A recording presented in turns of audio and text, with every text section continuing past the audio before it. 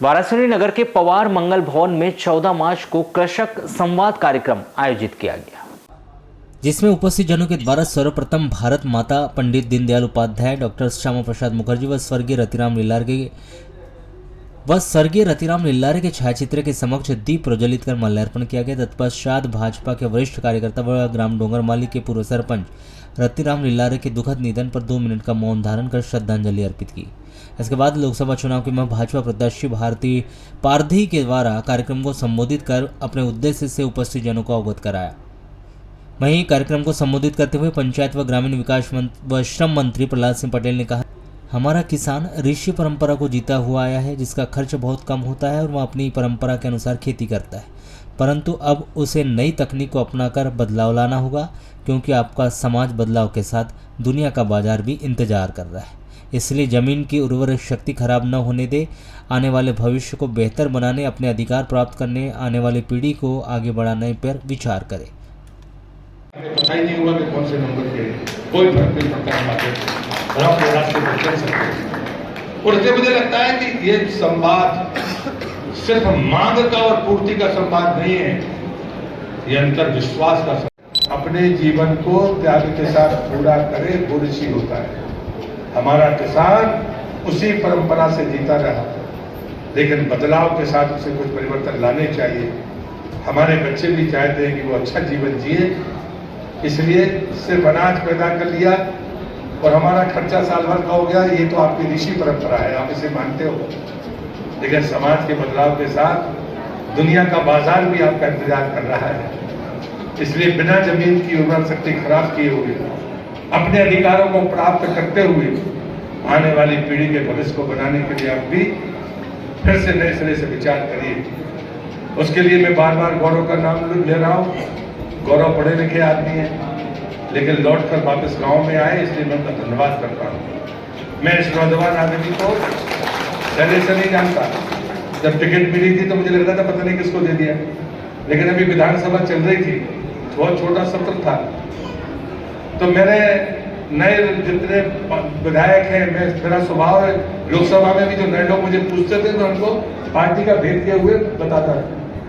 मैंने कहा कि मुझे अटल जी कहकर गए, और वो मैंने भाषण दिया विधानसभा में, इन लोगों ने सुना होगा, तो ये अपनी सीट पर सबसे पीछे बैठना। मैंने कहा अपनी सीट पर बैठना चाहिए, वो आगे हो या पीछे से कोई फर्क नहीं पड़ता। यदि तुम में सामर्थ्य है तो सदन और आसन भी तुम्हारी बात सुनेगी।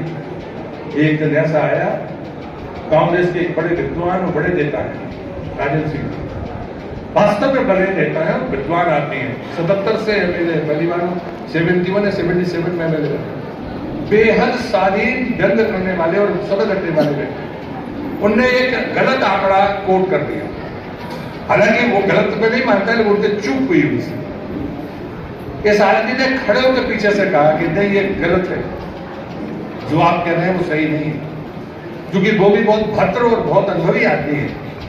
एकदम वो अचकचाए और उसके बाद उन्होंने कहा कि मैं फिर से पढ़ूंगा। मैं खड़ा हुआ, मैंने कहा मैं भी उसकी बात में ये खड़े हुए तो मैं भी खड़ा हुआ। मैं कहा नहीं वो ठीक बोल रहा है, मेरी जानकारी भी ऐसी ही है। उनने मना नहीं किया कि वो गलत बोल रहे हैं या सही बोल रहे हैं, कहा नहीं नहीं मैं फिर से पढ़ूंगा। तो बराबर बेस तबदबाकर साधु को धन्यवाद मैंने इसलिए दिया, मुझे अपना समय याद आया जब एक बार मैं पहली बार सांसद था, तो एक बार अटल जी भाषण कर रहे थे और सोमनाथ चटर्जी बहुत विद्वान आदमी थे, तो बाद में स्पीकर भी बने, कम्युनिस्ट नेता थे, लेकिन वास्तव में बहुत अच्छे संसद के ज्ञाता थे। तो अंग्रेजी जो बात हिंदी में अटल जी ने कही वो चूक कर गए, तो उन्होंने अटल जी की बात सुनी नहीं और वो खड़े हो गए कि अटल जी अंग्रेजी में बोले वो, मैं अब कान में इसको लगाए हुए तो बात ट्रांसलेट होती है भाषा, तो उसने हिंदी में वही कहा जो अटल जी ने कहा। कोई दादा कर रहे थे, लेकिन वो कटघरे में खड़ा कर रहे थे प्रधानमंत्री। मैं खड़ा हो गया, मैंने कहा अध्यक्ष महोदय, जो बात हिंदी में अटल जी कह रहे हैं वही बात दादा अंग्रेजी में कह रहे हैं, तो फिर गड़बड़ नाराजी किस बात की? अटल जी खड़े हो गए, अटल जी ने खड़े होकर कहा कि दादा क्या हो रहा था। अब वो बड़े क्षमा मांग के बैठ गए। जब लंच हुआ तो लाबी में गए तो जब पीछे से आके दादा ने मुझे पीठ पे मारा, तूने आज मेरा बड़ा मजाक उड़वाया। पूरे समय कान में लगाया जाता है, मैं तो चूक हो गई, मुझसे गलती हो गई, मैं अटल जी की बात नहीं सुन पाया, तो मैं फंस गया, मैं बड़ा शर्मिंदा हूँ। लेकिन तू इतना बैठे रहता है। मैं आज भी कहूँ प्यार में सोने में परहेज नहीं करता था। मैं केंद्र मंत्री था तब भी, अभी 2 दिन पहले था तब भी मैं सोता था। अपने काम को कभी कम मत मानो।